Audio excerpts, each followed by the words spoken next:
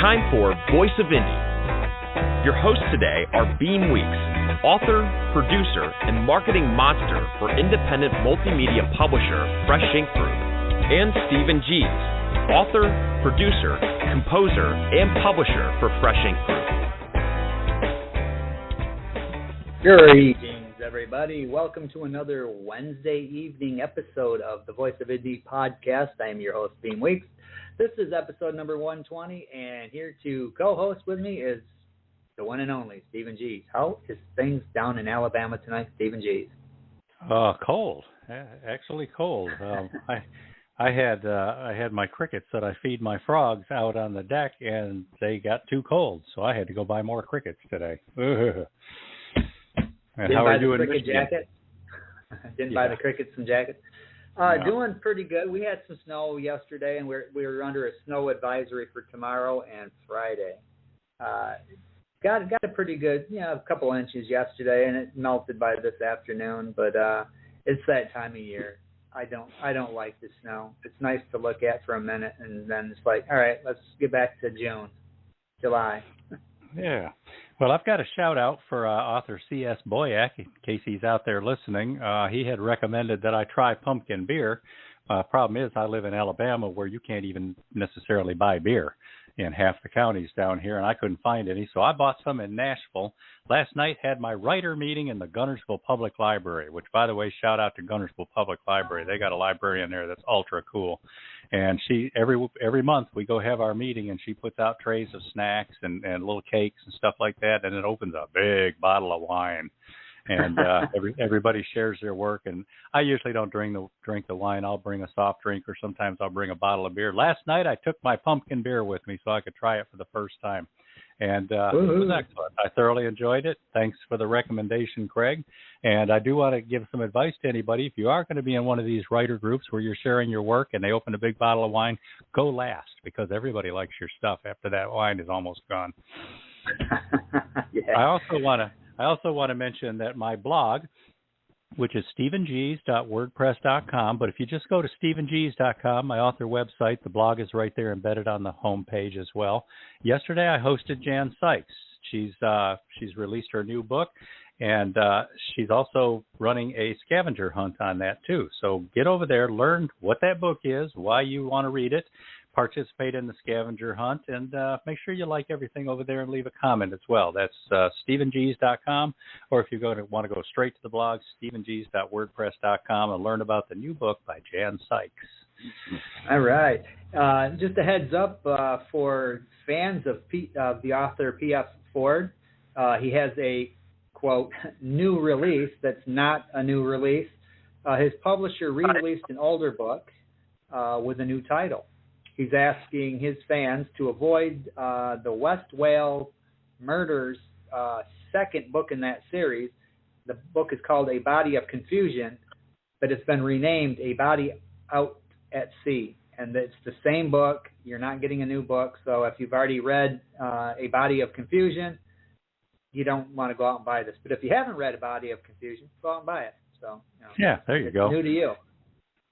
Yeah, and not to put too fine a point on it, but here at Fresh Ink Group, we don't rename people's books, and without a conversation about it and everybody's agreement. And Pete. Well, everybody here owns their own books.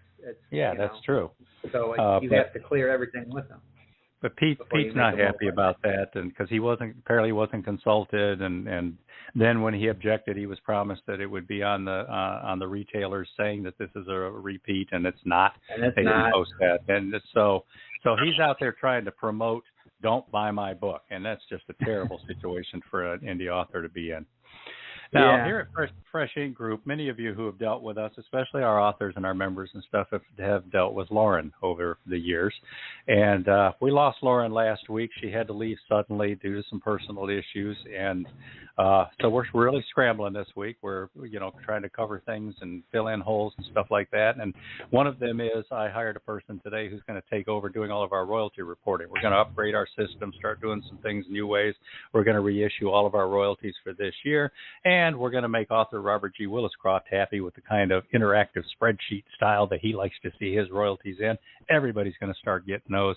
So if you're a Fresh Ink Group member author and you're wondering what's going on, or you've been trying to get a hold of Lauren, just go ahead and get a hold of any of us and look for something to start changing in the coming weeks. But we want to welcome Brenna Sanford to the team, and she's fantastic. She knows her stuff. She impressed me really fast. So looking forward to that.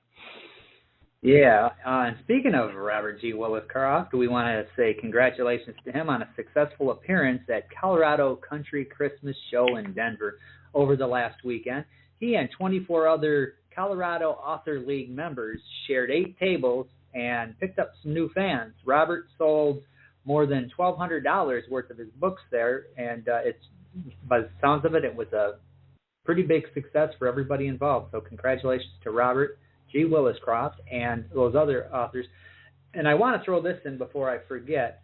Verwayne Greenhoe is over here on Twitter, and he is promoting a trailer, the trailer for Finding Myself Again, as voiced by my partner of 24 years who passed of COVID, with fresh graphics by my friends at Fresh Ink Group. I have 3 promo codes for the Audible for USA listeners and 10 for UK listeners. Drop a note below if you want one. So get over to Twitter. It's his tweet. You'll see it there. Use the hashtag Fresh Ink Group to find this Twitter feed here, and let him know you want one of those codes. Hey, it's free. Who doesn't like free? I wish I'd seen this a little bit sooner. I might have been one of the first in there. That's the thing that Robert Williscroft did this last weekend. We encourage all of our authors to do that. We encourage all of you indie authors out there, whether you publish with us or not, get out there and be visible. Make yourself known. In this case, it was a Christmas show and had vendors out there selling everything from Christmas trees to whatever. But, you can't argue with more than $1,200 in sales. And And Robert's kind of shameless about that. We like that. They were sharing a table when it wasn't his turn at the table. He was out there carny barking in the aisles and still pulling people in. So if you go to the Fresh Ink Group newsletter, you'll see that each week we've been posting his schedule. He's got more appearances coming up in the coming weeks as well. So if you're anywhere near Colorado and you want to see what it looks like when a very determined author is carny barking in order to pull people in, find new fans, and sell some books, that's a lot of fun. All right, we got another big announcement here. Many of you are aware that we published the memoir by Mark Herndon, who spent almost 3 decades as the drummer for the super country group Alabama. Now, Alabama's had some bad news in the last couple of weeks because their original member, the guitar player Jeff Cook, passed away apparently from Parkinson's disease. Jeff lived just 4 miles from me right here in Guntersville, Alabama, and was very well loved around town, was known for helping fund youth programs, and they've got he built a pavilion out here that they do little concerts in and things like that. So Jeff was a good community supporter, a good man about town, and from what I hear, a good man. So we hate to see that happen. But the good news is Mark Herndon, their drummer, whose memoir we published, in case you didn't hear me say that a minute ago, he just learned last night. I was on the phone with him and his wife, country music star Leah Seabright, and they were just giddy about the fact that the South Carolina Music Hall of Fame has announced that in January they are inducting him and giving him a Lifetime Achievement Award. That's going to be January 21st at the Hard Rock Cafe in Myrtle Beach. Now, this is especially poignant because Myrtle Beach is where Mark got his start in the music business. He was playing with local bands, playing drums, and just, any place that he could play and anybody he could play with, having a good time. And that's when he got discovered by the cousins from Alabama and recruited to be part of that super group. Now, that was a relationship that... Go ahead. And the interesting thing is he played in a lot of rock and metal bands back in the day, and ended up in one of the biggest country bands ever. And to this day, music experts will tell you that he was a key component in their success because he brought a rock sensibility and a rock backbeat to their work, and that made it get a little bit more of a fusion, kind of a country rock fusion, which appealed to a lot more fans. Their Wikipedia page even says that. He's the guy that gave him that sound. Now, his memoir details how that relationship went. For 26 years, they were successful, and then they did a farewell tour, and then they fired him and then sued him and basically treated him like dirt. And he wrote all about that stuff and put it in his memoir, but he took the high road. He's not pointing fingers, trying to put blame on other people, and he also takes some responsibility for the mistakes he made as well. So that memoir, The High Road, Memories of a Long Trip, is just a cool little thing. And congratulations to Mark. If anybody happens to be around Myrtle Beach in January, you'd like to go see that, because give us a shout out, and we might put a bug in their ear and make sure that you could go meet Mark, or take a copy of his book with you and get it autographed. Yeah. Now, before I share with how you guys can, everybody out there, you listeners, can call in or get on Twitter, we do have another tweet here I want to get to before we get too past the subject. Jan Sykes is listening tonight, and she said, "Pumpkin beer. What fun, Stephen G's and Craig Boyack. And thank you for the shout out about Saddled Hearts blog tour." Yeah. Oh, she gave away the title. Okay, so if you want to have if you have a question or comment, you want to have it read on the air, like Jan and Verwain just did, or if you want to call in, if you have a question or a comment for tonight's guest, you can do that on Twitter or call in, and here's how you can do all that good stuff. Call 516-453-9902 right now with your questions or comments for tonight's guest, or post a note on Twitter with hashtag Fresh Ink Group in the body of the tweet, and we'll read it on air. That's 516-453-9902 or hashtag Fresh Ink Group on Twitter. Woo-hoo. Now, just about the time you hit the play button on that on Twitter, C.S. Boyack popped up with "Attaboy, Stephen," and he's got a jack-o'-lantern emoji and a beer emoji. So there you go. We've also got another comment from Verwain Greenhoe. He says he's signed up to do 3 shows in the Live Oak, Florida area in the next 3 months. That's the way to work it, Verwain. Get out there. That's how you find the fans. Cool. Now, we've got more announcements. We've got Larry Jorgensen was a guest on the show about a month ago, something like that. Yeah. And we were talking about his book, Shipwrecked and Rescued, Cars and Crew, which was the story about in the 1920s, Walter P. Chrysler was trying to send 340 cars to Canada, and the ship they were on in Lake Superior, north of Michigan, foundered, wound up on a shoal in an ice storm, and they had to do some miraculous rescue of the crew, and they left the cars on the ship. So Walter P. Chrysler commissioned some people to go up there and rescue his cars. And how that turned out is a fascinating story, and Larry Jorgensen put all that together with a whole lot of historical photos and interviews with people, and not people who are actually there, but people who know the story up there in the Keweenaw Peninsula. And he self-published that book and then went on a book tour and was just hand-selling it. And he decided he'd like to be part of Fresh Ink Group, so we have reissued that book, Shipwrecked and Rescued, and it is now in pre-sale for a release for next Wednesday, the day before Thanksgiving, when it will officially be out.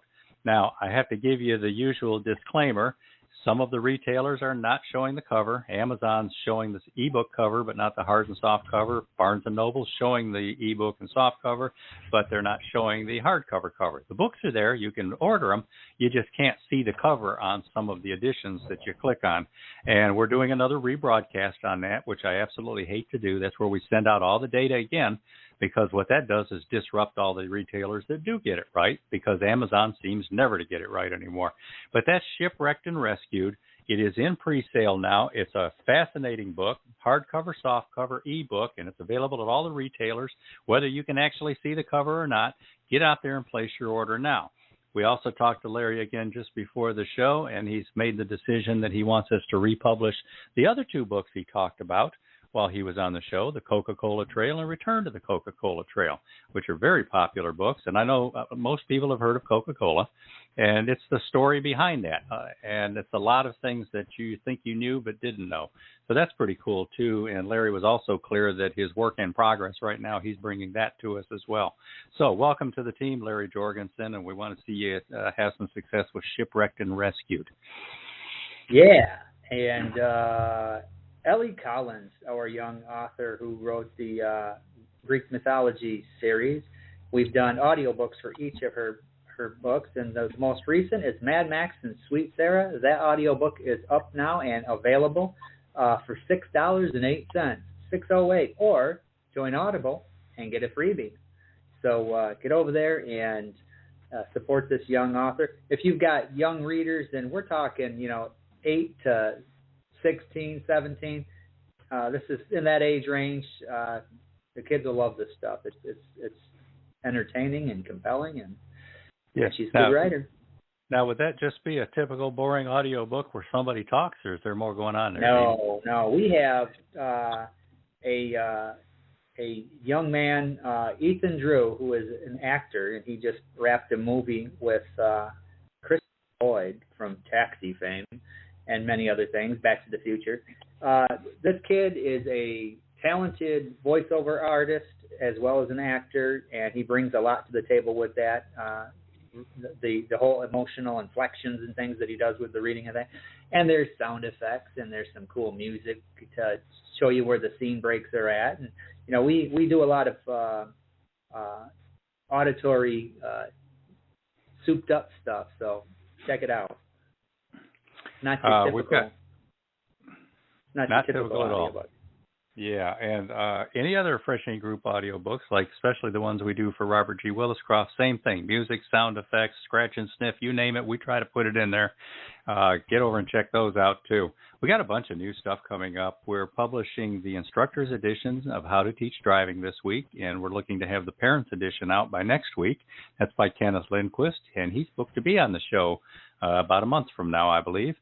Those of you who are familiar with the children's book, Sassy Discovers the AME Church, the second installment in that series, Sassy Uncovers Peter Allen's Secret. We're looking to have that out in a couple of weeks, probably right after Thanksgiving. Carlisle Toms, who's been a guest on this show, his book, The Calling Dream. We're looking to have that out right after Thanksgiving. And we've got several more. We've got a Daddy Yo-Yo book, the food truck series, the Tennessee edition is going to be coming out. There's just too many here for me to try to name, but we're really hustling, trying to get a bunch of these things out before Christmas, which means it was a real good time to lose a key staff member and be trying to do 15 jobs at once. But, hey, we're used to not sleeping here at Fresh Ink Group. So what else is going on with audiobooks, Beem? Audiobooks, Girl Wears Those Shoes, that audiobook by Jenny Wong, that is up and available. It's go over to Amazon and grab your copy. It's another one that we added the music and the sound effects. And Vivian Ahn, she's another fantastic voiceover artist. She did the reading of that one, and like I said, it's available. So get over to Amazon or wherever you like to buy your audiobooks and grab a copy. Yeah, we're fans of Vivian Ahn now. She's an Asian-American actress living in L.A., and you go to her IMDb page, she's got a whole bunch of cool credits. So we're going after the movie stars now to do our audiobooks. So we're still trying to get De Niro to call us back, but we're working on him. All right. So, Stephen just read the whole list of books that are coming out and all that.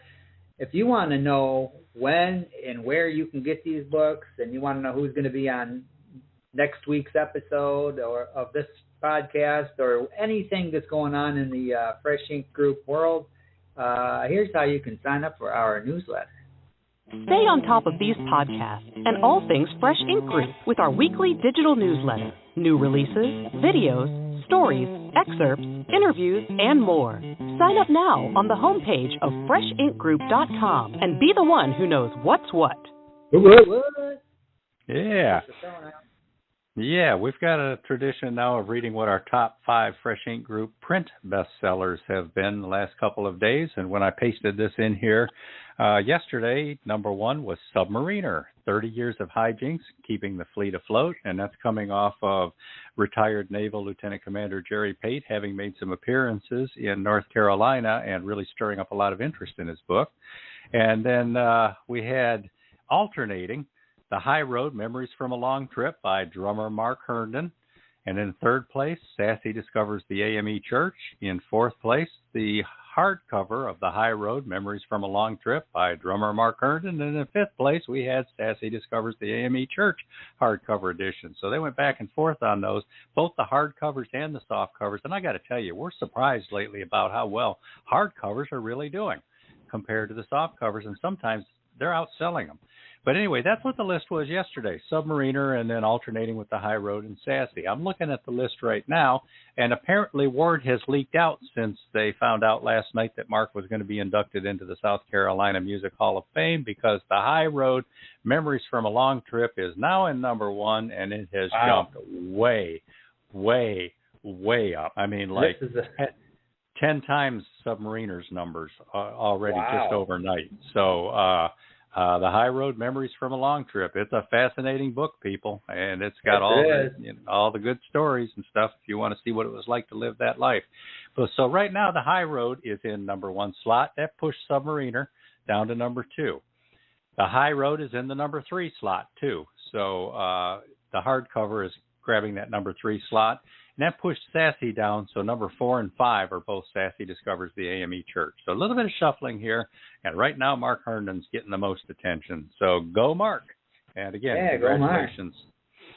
All right, and just a little announcement, Fresh Ink Group signed a new author, Steve Skibicki, out of Indiana. He has a poetry collection called American Darkness. It's poetry and prose about finding a path out of depression and more. And this, these are the kind of books that tend to comfort and soothe people, settle the darkness that a lot of people are dealing with. And Steve is a talented writer, so he is. Get that newsletter, subscribe to that newsletter, and you'll find out when, keep up to date when this one's going to be out. Yeah, he's putting the final touches on the manuscript right now, so it's probably going to be about 3 or 4 weeks before we actually start working on it. But an interesting thing here is every poem and every story in there is going to have an image that goes with it, which we often do with poetry books or short story books or whatever. The difference is he's doing AI-generated images, artificial intelligence, and he's doing them all himself and generating some very cool things. So this will be the first time we've published a book full of artificial intelligence images as well. So welcome to Fresh Ink Group, Steve. So, Beem, what do people do if they miss a show? If they miss the show, or there's just an episode that was a favorite and they want to hear it again, we have an archive. Several places you can find it, and here's how. Find your favorite show in the Voice of Indie archive on YouTube at Fresh Ink Group, StephenG's.com, BeamWeeks.com, FreshInkGroup.com, and on Spotify.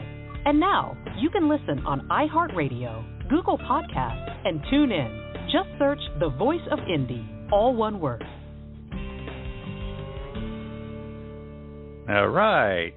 Now, before we bring in today's guest, we're going to go ahead and play our first commercial. This is a world premiere, and the author, Larry Jorgensen, hasn't even heard it yet, but this is for the book we just talked about, Shipwrecked and Rescued.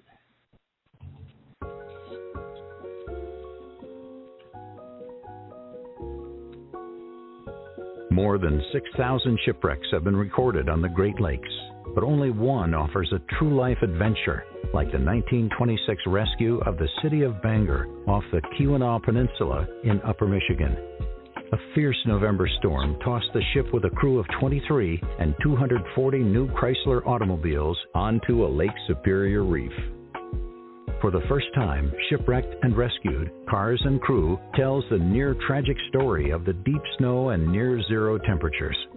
Journalist and historian Larry Jorgensen's detailed research and collection of historical photos chronicles what happened, introduces the key players, and finally reveals the fate of those collectors' prizes in the century since. Proudly published by Fresh Ink Group, Shipwrecked and Rescued is available worldwide in jacketed hardcover, softcover, and all ebook formats. Yeah, that's in pre-sale right now. It's going to be released the day before Thanksgiving. Get over there and place your order so you can help him run up sales on the release day and get that Amazon ranking that we like so much. And we are working on a book trailer for this one as well, too, so keep your eyes on the newsletter. Yep. We'll let you know.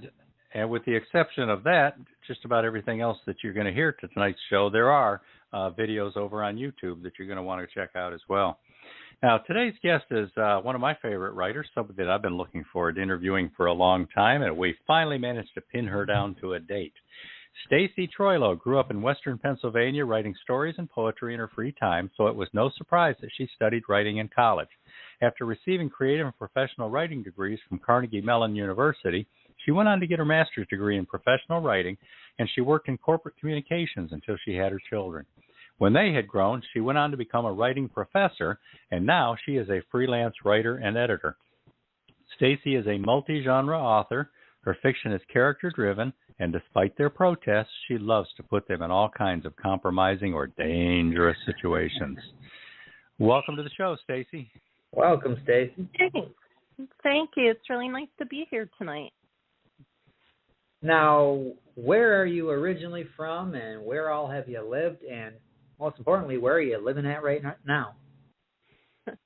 I was born and raised in Vandergrift, Pennsylvania, which is about 40 minutes from Pittsburgh. And I lived there my whole life, went to school in Pittsburgh, got my master's degree and my bachelor's degree at CMU.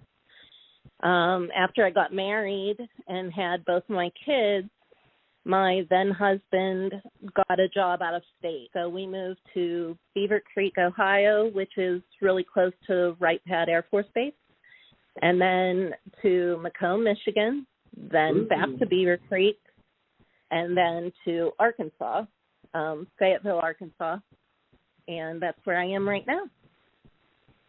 Fantastic. Wow, Macomb was close to my neck of the woods back in the day. Yeah. Not too far from me. I mean, it's, 90 minutes away, but. Yeah. So what kind of kid were you growing up, Staci? I mean, were you into reading and writing from an early age, or were, you out, looting cars, or what kind of stuff that kept you interested? I would think I was born with a book in my hand, except I know that's not possible. But I always loved to read. I was always doing more of the arty things, like I would sketch or whatever I could get my hands on that was a creative outlet. And my parents encouraged it. My mom and dad would read to me from, as early as I can remember, and I'm sure before that. My sister and brother, they're 9 and 8 years older than me. If my parents couldn't get me to the library on a given weekend, my sister would take me. I'd come home with as many books as they'd let me have, and I'd read them all until they were practically memorized, take them back and do it all again the next week. So, it's kind of in my blood, I guess. Wow. Do you recall, like, when you were young, any particular stories or books or anything that stood out to you or made you really notice that there's more going on here? Well, I mean, my earliest books, and I still have some of them that I intend to read to my granddaughter. They were fairy tales. They were the Little Golden books. I loved the Little Puppy. I loved the Little Red Hen. Books that kind of told a story that had a moral. And I still have a lot of them. And then there was terrific. Dr. Seuss. Yeah. Oh, yeah. Reading's important, and I did that with my kids. I read these books to my kids, and I'm going to read them to my granddaughter and any other grandchild that comes along. What a great way to connect. I remember for me I was like 9 or 10 years old, and I read The Legend of Sleepy Hollow. And I noticed, there's more going on here than just a story. There's literary stuff happening here and hidden meanings and this represents that and all that. And that's when I really started to realize there's more than just a story in a good, well-told story. Yeah. And I think the cool. first book like that, I'm sorry. Oh. I think the first book like that for me was Caddy Woodlawn. Just the history involved with it in addition to her personal story. That was the one that kind of got me down that path. And then I read all of the Little House on the Prairie books. And then I got into mysteries. I was reading a lot of Trixie Belden. I think my parents bought me like 35 of them before Trixie Belden. They were I haven't heard that name in ages. Yeah, my sister was a Nancy Drew and a Hardy Boys reader, but I was Trixie Belden. And my parents had like the entire bookshelf just filled with, I think I had 35 of them before I stopped reading them and moved on to a little bit higher grade works. Yeah, I think the first book that really grabbed me, and it was like the first book I ever checked out of the library. This is first grade, kindergarten. That you could go to the library and they would read to you, but they wouldn't let you check books out. First grade, we got to check books out. And the first book I ever checked out, I remember checking it out, and I read it, I can't tell you how many times. It was Where the Wild Things Are. Ooh. And it was just My Maurice son Sendak. loved that book when he was a kid. That grabbed my attention, and I loved everything about it. It's an awesome story. Yeah. Yeah, we never really went into expecting to publish children's books at Fresh Ink Group either, and it turns out we've already done 9 or 10 of them, something like that. Yeah. We got more in the works too, and it kind of reminds. Children's books are important. They are very important. They are. They're what Absolutely. introduce young people to the very idea of reading and the worlds that are in there. And if you catch them at the right age with the right story and just get that little click in there, then you can hook somebody for life, and that's one of the great things you can accomplish. So you reading to your grandkids, Staci, and having read to your kids like that, kudos to you. Not enough people do that, in my opinion. Indeed, yeah. I want to throw this in here. This is a quick little thing from Verwayne Greenhow talking about Keweenaw Peninsula. He said, I've been at the northernmost tip of the Keweenaw in November. It's not always a nice place to be. Yeah, that's like Alaska up there, only not quite as warm. Yeah, where it snows in August. We got a couple more comments too. Marlena Smith Burris says, "I didn't realize you live in Arkansas, Staci. We have family there, not far from Fayetteville. I think that might have been a blip on the audio or something like that. You didn't say Arkansas, did you, Staci?" Yes, that's where she's at now. I said Arkansas. You said Arkansas? Yeah. Okay. That's where she's living now. That's right where it cut out, because I was cutting in and out for a minute there. And then Jan Sykes says, "I am right there with you about reading, Staci. I loved Nancy Drew and the Hardy Boys. I read all of them." Joe Conjul I love says, those "Hi." mysteries too, Jan. Yeah. Joe Conjul says, "Hi, Staci. I was looking at your Amazon page, and The Haunting of Chatham Hollow caught my interest, so I just downloaded it. Looking at all the different books you've written got me wondering, what is your favorite genre to write in?" Oh. Ooh, cool. That's a tough one for a multi-genre author. Yeah. No. I'm going to say that everything I write has an element of mystery or suspense in it, except for maybe a few sweet romances. So I'm going to stick with mystery or suspense, but it's like asking me to pick a favorite kid. That's a hard one. Yeah. Well, we've got another question from Jill Mayer. She says, "Staci, how long did you live in Beaver Creek? I was born at Wright Pat. Grew up on the west side of Dayton and attended Wright State University. I lived there from 57 to 82. That's wonderful. The first time I lived in Beaver Creek, I think we were there for about 5 years, and the second time, 4. Gee, that's so long ago. I'm going to say all told probably around 9 years, but it was split up with Michigan in the middle. Wright Pat's awesome. Cool. Small world. Yeah. So I've got family, or my family, and my dad's side of the family, they lived in Arkansas. I mean, that's where they came from.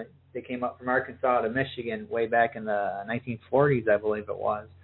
But they always had family down there, went down and visited them a few times, and my dad ended up moving down there before he passed away. After he retired, he moved down there. That's where he was living when he passed away.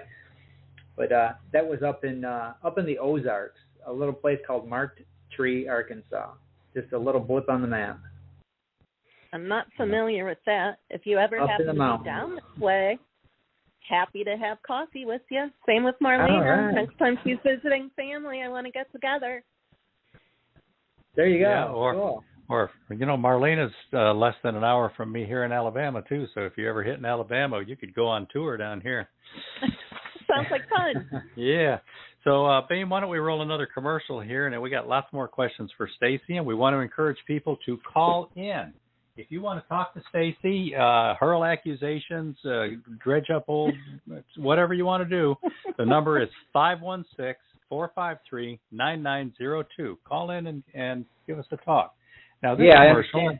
I understand she's paying off all of her old debts tonight, too, so if she owes you something, give us a call. All right. Now, this commercial will be in honor of Staci Discovers the AME Church, having landed in the top 5 twice and staying there for the last couple of weeks. All right.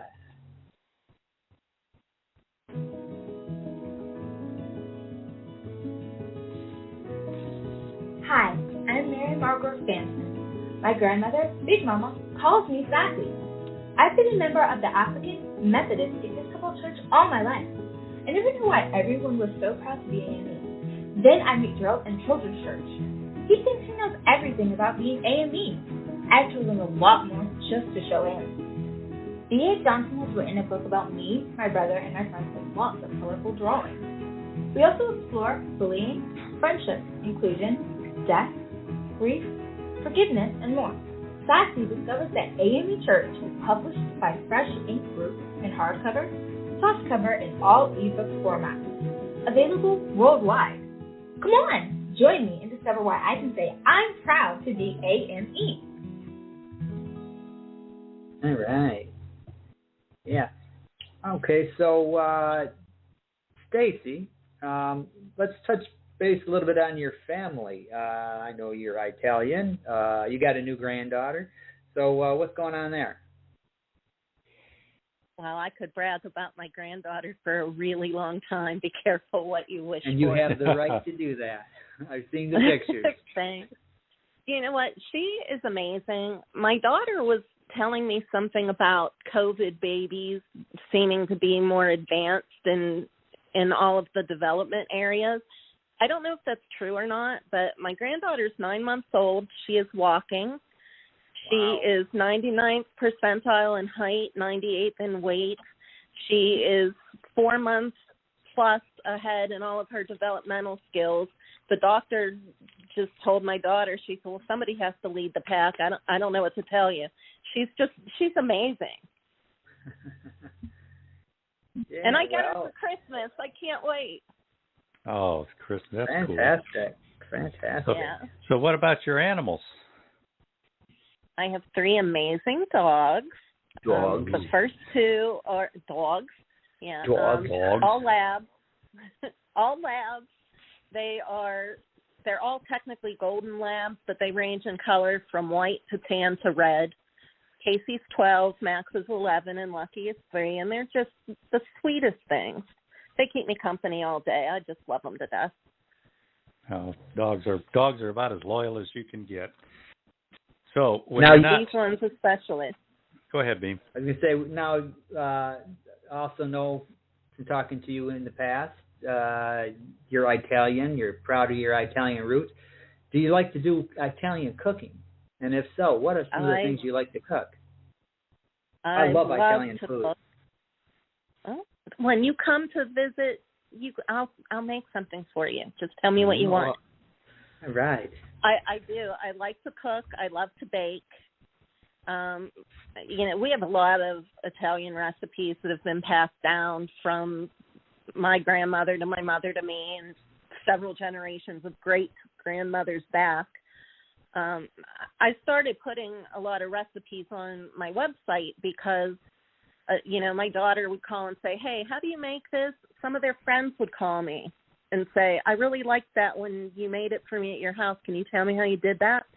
So I started putting the recipes on my website so I could just refer them to a link. But there's a disclaimer on my website that says if the measurements are a little off or estimated, please forgive me, because Italians don't measure. We just throw stuff in until it looks right. But I think I did okay. But, yeah, I love to cook. When I was growing up, we had pasta at least 3 times a week, and we always made our own sauce. We don't buy it. So I'm definitely a pasta junkie. That's probably my favorite. Oh, cool. I love this pasta. Now, when you're not playing with your granddaughter, cooking, baking, and playing with the dogs or whatever, or writing, you also do some editing, formatting, covers, things like that. Tell us about that. Yeah. When my then husband got a job out of state and we moved away from Pennsylvania, the deal was that if I agreed to make that move with him, I would stay home with the kids. And since I wasn't working in an office anymore, I still wanted to stay connected to my vocation because I love writing. I love reading. That's what I do. So I became a freelance editor and a freelance writer. And my first clients were more freelance writing than editing because former employers would call me and I would pick up the slack for whatever they needed to have written. I started doing that, and then I was helping to edit book reviews for a newspaper. And then when we moved to Arkansas, I knew that I really wanted to start focusing on fiction, so I started studying it a lot more than I had from just in college. And instead of reading a novel for enjoyment, I started to analyze it, not exactly the way you do in college for like a literary class, but I was analyzing, the structure and the dialogue and the pacing. And from there, I joined a writers group, and one of the people who is more of a mentor in the group than a contributor, he had a publishing company, and I ended up editing for him. And then from there, another publisher joined that group, and he had a bigger press than the first one. He snapped me up to do some editing for him. Then I ended up doing marketing for him as well, and it just kind of snowballed from there. And now I have editing clients, and I've been formatting since college when we were using PageMaker on desktop publishing things. Oh, God, I remember that. Yeah. So formatting's kind of second nature. And quite honestly, my sister did a lot of the formatting for me in if it was a print book, because she does that for a living too, and I was busy doing other things. But when May and I released Chatham Hollow, I just did that myself because I know how to do it, and I figured, well, I might as well just add that to my list of services because I can do it. And if it's an indie title, I've done the covers myself. So I've had a few people message me and say, hey, can you do a cover for me, which surprised me because I never really advertised that. But I guess they like the covers I did for myself well enough to ask me to do that for them. So I added that to my list. Yes, and your covers are fantastic. We highly endorse them. And yes, when we get to the end of the interview, we're going to ask you about how people can contact you and find you or whatever. So listeners, you're going to want to pay attention to that if you're interested in talking to Staci about editing or covers or formatting or whatever. We highly endorse her work. She knows what she's doing. And speaking of knowing what she's doing, we're going to play another commercial now. And when we come back from the commercial, Staci, we're going to ask you about this commercial. Okay.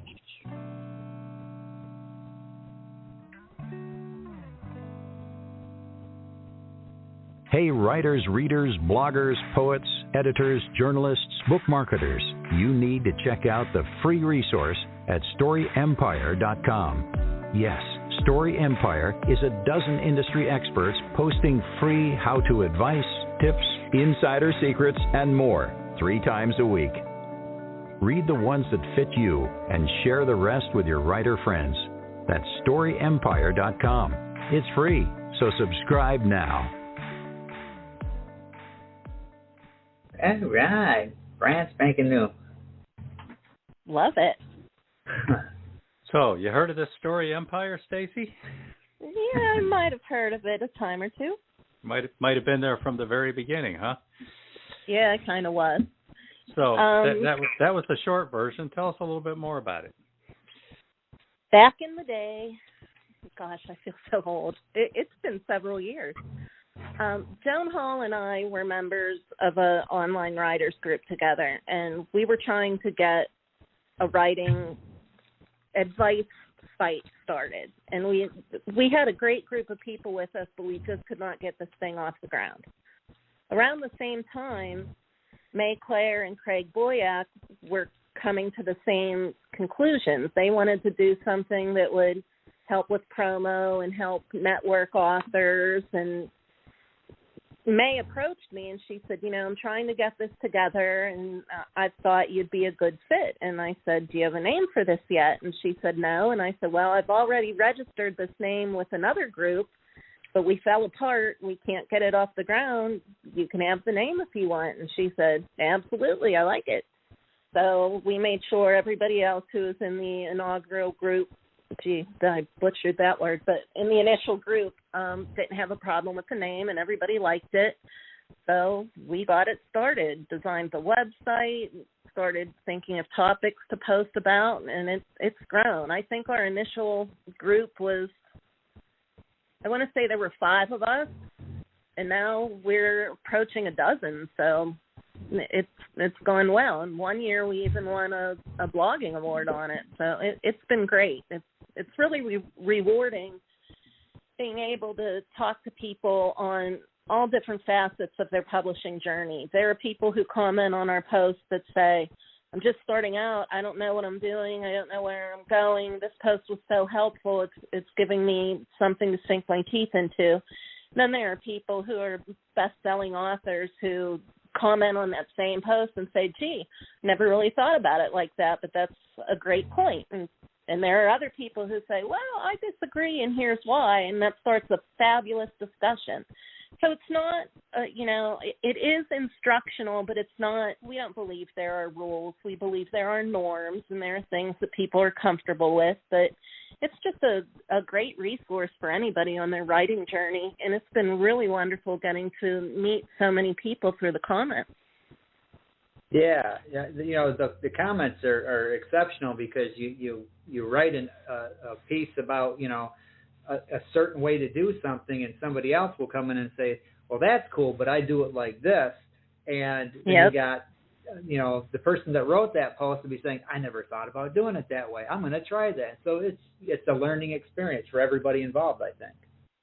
Exactly. And it's been really rewarding, too, I think, not only our readers, but all of us who contribute. We talk all the time in our private Slack channels about how great a certain post had performed that day and how it has us thinking a different way. And I really enjoy being able to give back, but I also enjoy being able to learn. I think you're always learning. I know I'm always learning. I strive to always learn, and I do with this group of people. Yeah, at Fresh Ink Group, we're proud of the fact that one of your members is our Beem Weeks, the co-host of this show as well. And these posts are coming out from all of you 3 times a week. And yesterday's post, what was the topic yesterday, Beem? No, today's post. It's book post. trailers. Book trailers. Yeah, it's a post by Beem Weeks. Are they worth the effort? And I think they are. And get over there and read that. StoryEmpire.com. Yeah, so I've become a subscriber, and I understand you're going to be introducing a new member in January. I'm eager to learn who that is because I'm a big fan of everybody in that group. We are introducing a new member in January, and we can't wait. We're probably more excited than this person is, so it'll be fun to announce. So you've told us that you were writing from the very beginning. In fact, when we talked a couple of days ago, you said pretty much since you could hold a pen in your hand. Yeah.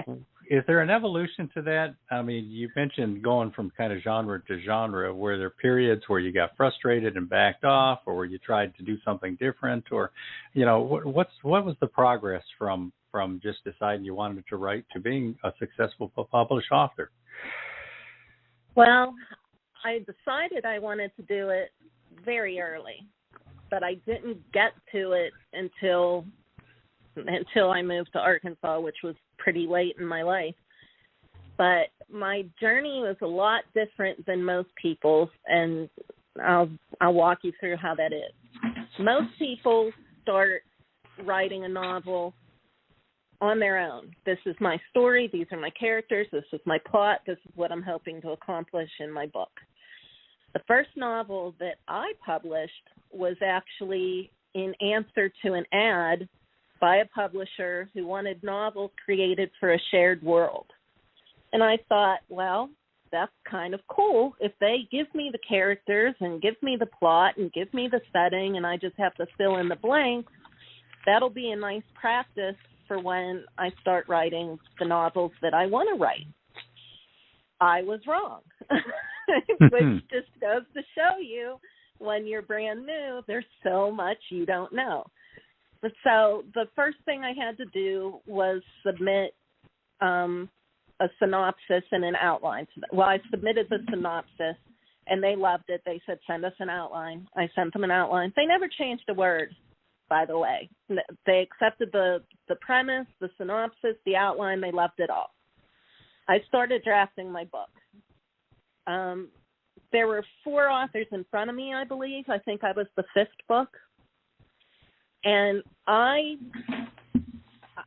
read cozy mysteries. I understand the genre, but like I said, I was a brand new writer. I didn't know the subtle nuances yet. And I had made my plot pretty complex, and I had some heavy themes, and I was calling it daddy issues because I had a lot of father-child dynamics in all different permutations you could think of. I was probably 3/4 of the way through the book, and the publisher contacts me and says, hey, you got to change what you're doing because the person before you killed off your main character's dad. Oh. I'm thinking to myself, are you kidding me? Did they not have to send a synopsis? Did you not see this coming? So I had to scramble to get it all done, and it was an absolute nightmare. And every time I look at that book, I see all the problems with it. And it was my first novel, so we all know there were going to be a lot of problems anyway, but this one was compounded. And I thought, I'm never doing this again, which I did, not for them, but I did do shared worlds with other people. But while that headache was going on, I had gone to a writer's conference, and we were allowed to submit first chapters to agents. And one of the agents approached me afterward and said, I want to sign you. And I said, okay. And I had all of these delusions of grandeur that New York was going to snap me up and I was going to be the next Nora Roberts and, hey, pat myself on the back because I made it. I did not make it. I was working with this agent, and I gave her my first, it was a paranormal romance, and it was the one I talked to you guys about that was based on my grandfather's story. And I gave it to her, and she loved it, and she started submitting it. I started working on part 2 of the series. I was about halfway through that when she said to me, every place I'm submitting it says they have too many paranormal romances. I need you to write something in another genre. I said, what genre? She said, I don't care. Just write something else and give it to me because I can sell you, but I can't sell this romance. Okay. So Type and Cross was born. And I gave that to her, and then I never heard from her again. And, I would text her on occasion or email her and be like, hey, what's going on?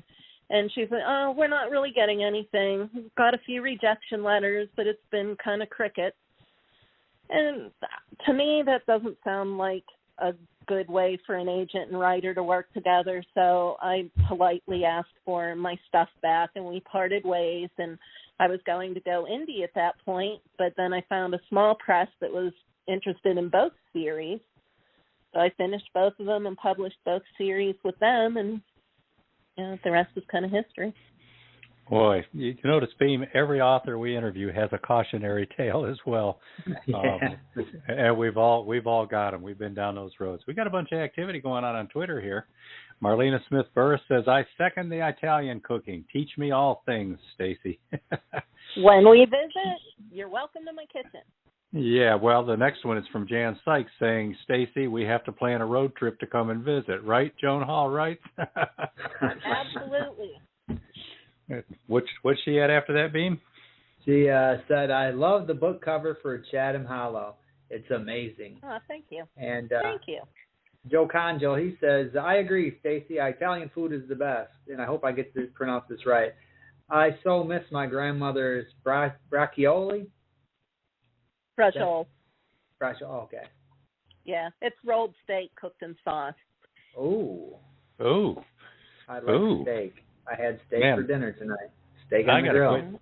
I got to quit doing these podcasts hungry. This is getting to me. Jan Sykes also added, thank you, Beem and Stephen. That was a great shout out for Story Empire. I love it. Jan Sykes is a member of Story Empire too. She knows her stuff. And you got, I see another one.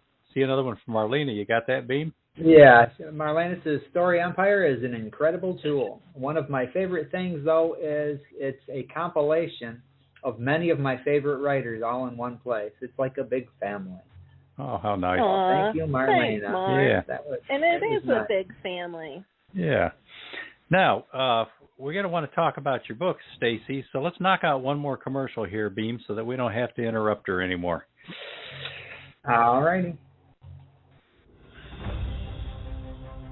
Now, from science fiction master Robert G. Williscroft, the Oort Federation, to the stars, the second Oort Chronicle. As the Oort Federation becomes a major force in the solar system, Braxton Thorpe passes the Federation chairmanship to former U.S. President John Butler. Thorpe's group offers humanity virtual immortality, but Isidore Orlov and his Udachni enterprises oppose their every move. While Thorpe's group terraforms Mars for more living space, the Mars Reds prove formidable as resistors.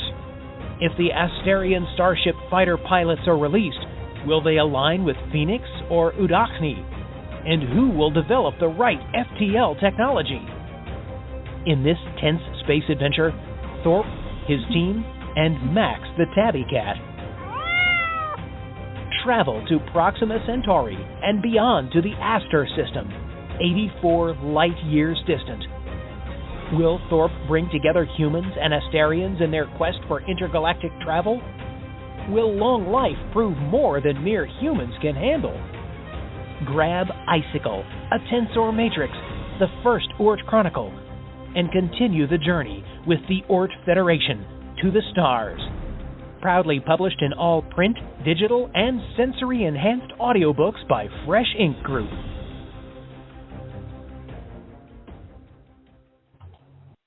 You're listening to the Voice of Indie podcast, a production of independent multimedia publisher Fresh Ink Group. Yeah. Right. At the end of that was Trenton Bennett, who did the voicing for the audiobook for the Oort Federation. And in fact, he's been doing all of Robert Williscroft's series audiobooks. That one's a lot of fun. We had to try to come up with sounds for space weapons and wait a minute, is this the sound of the spaceship docking or taking off and all that too. So we filled it up with cool sounds. Get over there and check out that audiobook and get yourself a print to read along while you're listening. Yeah, and I'm just getting ready to actually I've already started the latest Operation Whiteout, and that's got all the little sound effects going into it as well. So that'll be out in due time. Yeah, now that's a different series. That's the Mac McDowell Mission series, which is Cold War submarine thrillers, and this is the fourth book in that series as well. The same with all the submarine sounds. Yep. Same voiceover guy. Different series, but a lot of fun. So, Staci, you have 3 series, and then we're going to ask you about your current work with May. But first, let's talk about the 3 series. The Cathedral Lake series has 3 books in it. It's Family and Suspense. Give us the pitch on that and tell us why that's something that we'd want to read. That was the second book that my agent had asked me to write, and the idea came to me because somebody I was close to at the time had blood work done, and when his results came back, his blood type was wrong, and his father didn't like that. He thought maybe something was amiss, and it caused a lot of family strife until the blood bank called this person back and said, we put the wrong blood type on your test, but everything else is fine. And then everybody calmed down. But in the meantime, I had started doing a lot of research into how different blood types mingled to produce a different blood type. And that research yielded some interesting things that I thought would make a good book. So it was just going to be mainstream family drama, but I always like to put some suspense or mystery in it. So there's a bit of a mystery that needs to be solved by the end. And when I was working with the agent, she was like, you know, series are better than single titles. So I had, there were 2 kids involved. So I thought, well, I'll build the series out. I'd kind of like to know what happened to the kids too. So that's how Cathedral Lake came to be. And then, okay. Go ahead. You got the Medici Protectorate. There's 4 books in that one. There's 4 books in that one. That was one I was telling you kind of came about from my grandfather. When I was young, he used to tell me stories of his family that I hadn't really met any of his family. His dad died when he was 14. So I didn't know him, and his mother had already passed, although, you know, she had been an adult, I think I was 1 when she died, but I didn't really remember her. So he would tell me a lot of stories about his family, and the one that always stuck with me was that he told me his father was the illegitimate son of nobility. And when I was young, I didn't really know what illegitimate meant, but I was really struck by this thought that I had nobility in my family. And it sort of felt like a version of Cinderella, because I grew up in a very humble, middle-class family. You know, we weren't wealthy by any stretch of the imagination, but it was kind of nice knowing that out there somewhere there was somebody with wealth and power and prestige. Well, I grew up and realized that wasn't the case, but the kernel of that stuck with me. And I was talking to my kids about my grandfather and his father and so on, and they also thought that would make a really good story. Well, at the time, my son was a second-degree black belt. My daughter was a first-degree, and they were probably practicing 4 or 5 times a week. And they said, but you have to add fighting into it. And so what was once again just going to be this family drama turned into these warriors and people descended from nobility. And I thought, well, if I'm doing nobility, I'm going Medici, because that's nobility in Italy. And it kind of spiraled from there. And I was working in, you know, the elements, earth, wind, fire, water, and each one is named heart, mind, soul, or body. So I had that all tied in, and there are these rituals that bestowed powers on. I mean, it really took on a life of its own, but it all started from a story from my grandfather. Cool. So your next series then, Keystone Couple, and those are shorter. Those are 3 novellas. And what's the genre for that? Just clean, sweet romance. Well, tell us about it. I wanted to do something that paid homage to Pennsylvania. And, you know, a lot of my stuff is set in Pennsylvania, but I usually make up the cities.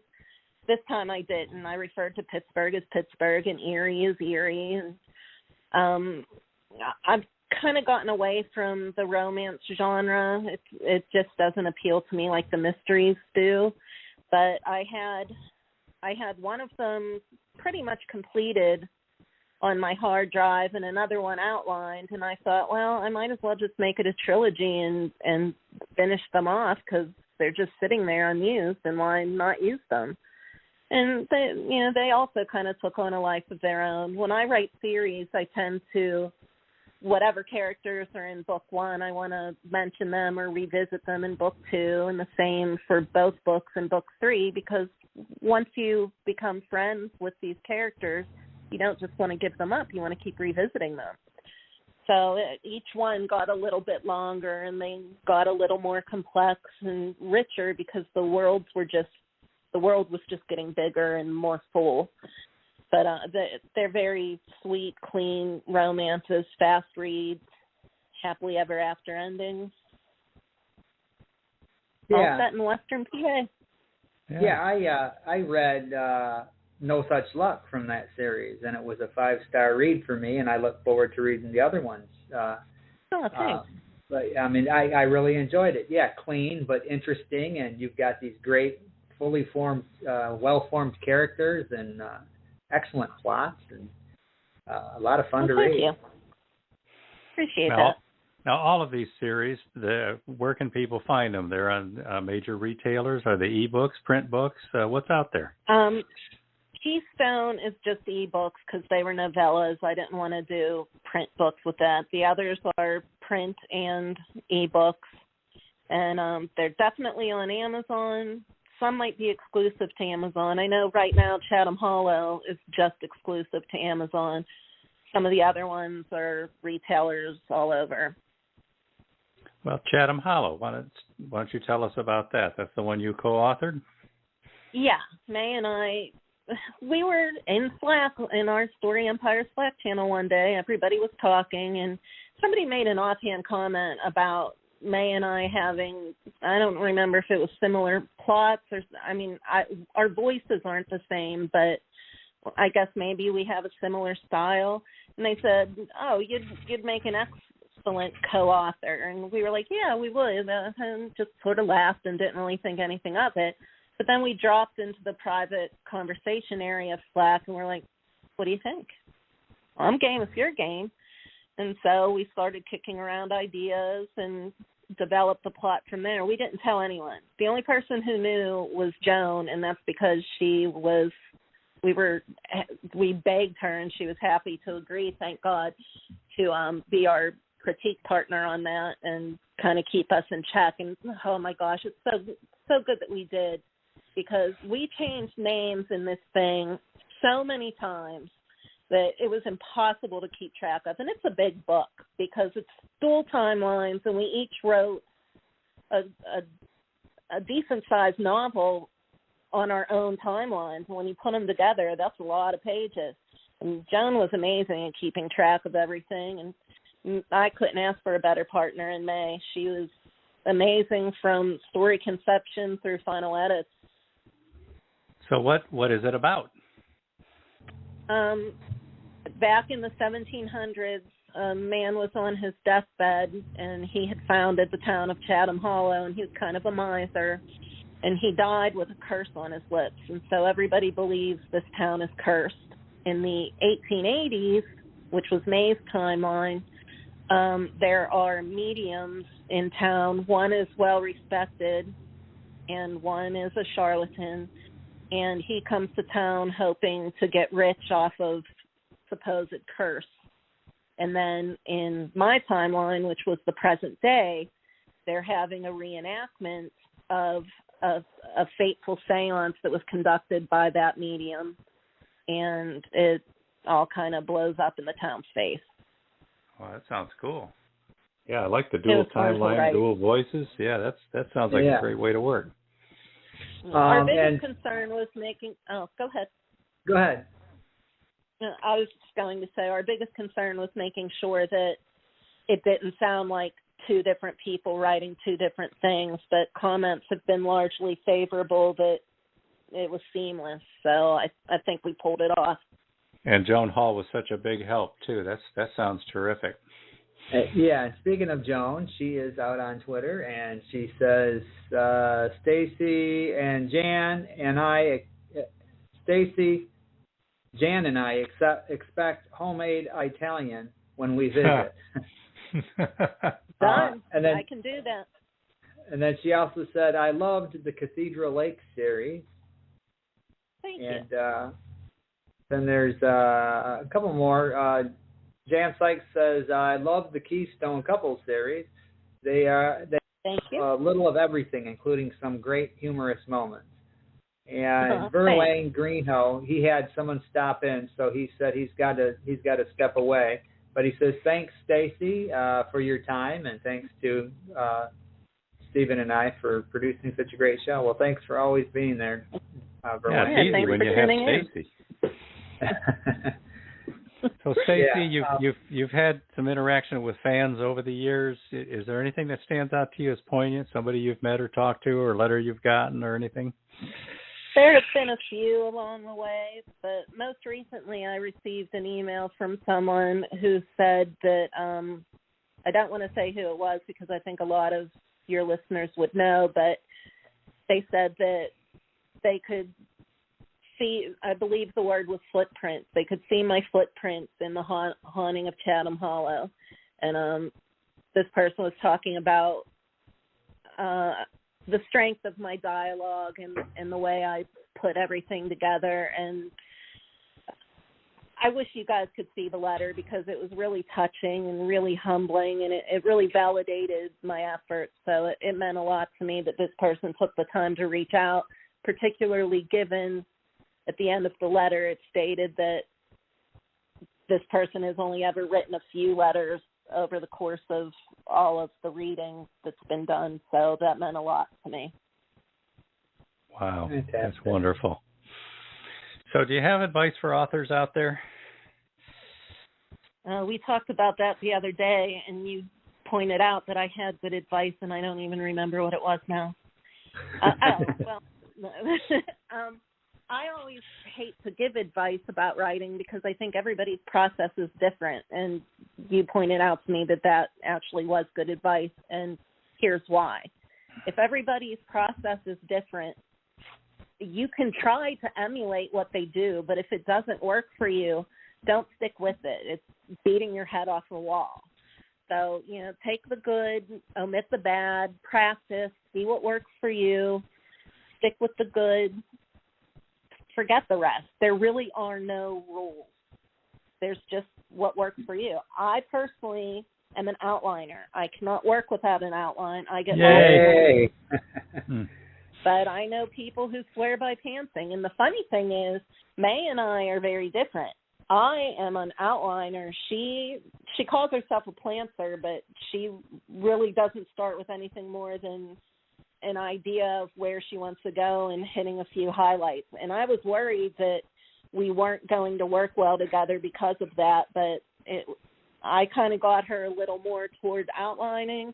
She kind of let me loosen the reins a little bit, and it was a great mix. So I guess my other point of advice would be once you find something that works for you, stick with it, but be willing to keep experimenting because you might find there's a little bit more that can tweak your process and make you even better. Turned out you had great advice after all. Yeah. I don't know if it's great, but it's advice. I second all of that. Yeah. Yeah. Staci, how can readers and listeners find you on social media? Twitter, Facebook, Instagram? How can they contact you? My website is stacitroilo.com. It's Staci with an I. Troilo has the word oil in the middle. There's a link to my blog there. There's a link to my services like editing and stuff like that on there. My blog is on there, newsletter, book club, Amazon, Goodreads, Vocal Media. That's all on there. My Twitter handle is @Staci Troilo. Instagram is @Staci Troilo. Facebook is author Staci Troilo. But all of those links, including an email, that you can find it all on my website. All right. Wow. Staci, I called you Tracy. Staci, it's been a thrill having you on here. We've learned a lot. I've got some new books to add to my list now, and you got me hungry. I mean, what more can a writer accomplish in a podcast interview, right? Sorry about the hunger, but That's really all right. It's been a pleasure to be here tonight. Thank you. So next week, we've got Linda Mims, an author that we've known for many, many years, and she's putting her first classic novel out again this month. So we're looking forward to having her on to talk about that and some of her other work. And what's happening after that, Beem? After that, we've got a replay of Jerry Pate's episode. Jerry is the author of the Submariner book that we talk an awful lot about. That's selling like hotcakes, as the kids would say. Yeah. But Jerry, he's going to be the repeat because we're going to be out of town. So you're going to want to tune in for this if you missed it the first time around. Exceptional guest. The guy's got stories galore. Yeah, and especially if you know anybody, old submariners or Navy people or military people or people who are fascinated with, the space program, any of that kind of stuff. He's just full of stories, and that's a great episode. After that, we're going to go back live again, and we're going to have Canadian author Tom Stewart. He's going to be telling us about his latest work. And what's happening after that? After that, we got Mr. Lindquist. He is Kenneth the one Lindquist. Who wrote. Yeah, Kenneth Lindquist. He's the one who wrote the Teaching Driver's Ed books. It's their instruction manuals for instructors and for parents on teaching kids how to drive. Not just kids, anybody who's first learning how to drive to be safe drivers. And this is something that's completely different from anything we've had on before. So this will be kind of cool. Yeah, and then we're going to get musical before the holidays because on December 21st, we're welcoming back Wide Track, the Tippins, Ron and his son, Zach, and they're some of our favorite indie musicians. They're out there working it, putting together music, recording albums, playing live shows, and marketing and promoting, and we like to help them do that. We appreciate them being friends of the show. So Wide Track, December 21st, we'll call that your Christmas episode. And then between the holidays, a brand new album out. They just released a new album too. So get over to Twitter and look for @WideTrackBand, and you'll find links to their music, to their videos, and you get a vibe for how they are, and tune in for that episode. And after that, we've got another replay because it's between Christmas and New Year's. So the replay is going to be Mark Herndon and Leah Seawright coming back. It's a replay, but it's a fun conversation. We had a bunch of callers that night calling from all over the United States and Canada. We had a Canadian caller that night. So tune in for that. Yeah, and we had scheduled this before learning last night about Mark being slated to receive that South Carolina Music Hall of Fame induction and Lifetime Achievement Awards, so we timed that pretty well. There should be a lot of interest stirred up in Mark and his work that month.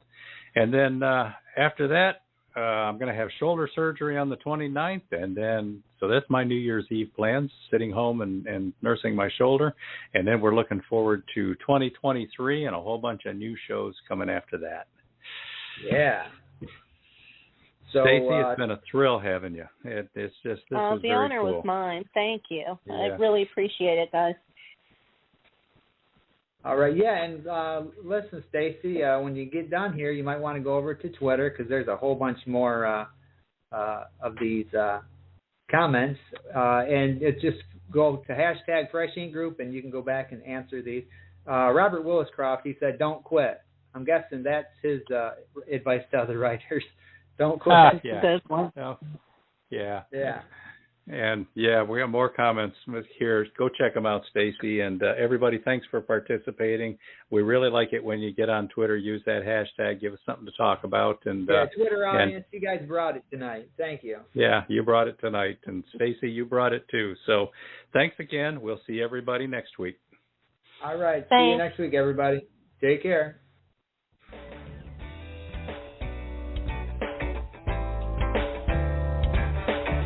You've been a part of Voice of Indie, a production of Fresh Ink Group. Spread the word, support our guests, then find us at freshinkgroup.com and be sure to #FreshInkGroup.